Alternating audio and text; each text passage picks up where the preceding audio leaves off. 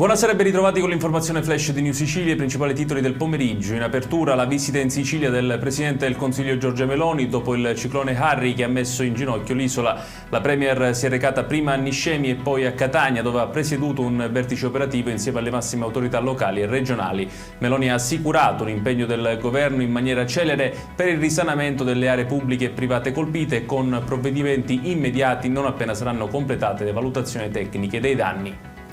E intanto la Procura di Gela ha aperto un fascicolo di indagine penale sulla frana del territorio di Niscemi, ipotizzando i reati di disastro colposo e danneggiamento seguito da frana. Il procuratore ha sottolineato che il movimento franoso non è nato oggi, ma ha una storia, e si lavorerà per accertare se potevano essere adottate contromisure preventive. Al momento il fascicolo è a carico di ignoti, con acquisizione di documentazione tecnica dai vari enti competenti. Paura nel centro di Poste Italiane nella zona industriale di Catania. Durante le operazioni di smistamento gli scanner hanno individuato in un sacco 5 oggetti sospetti simili ad ordigni.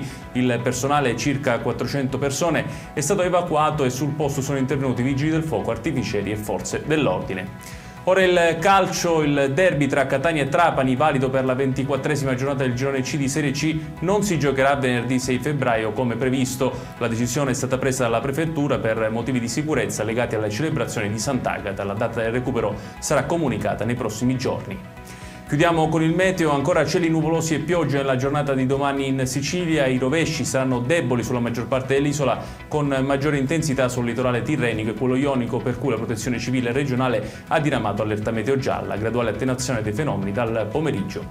Ed è tutto per questa edizione. Tutti i dettagli su queste notizie li trovate come sempre sul nostro sito www.newsicilia.it. Grazie per averci seguito e buon proseguimento di serata.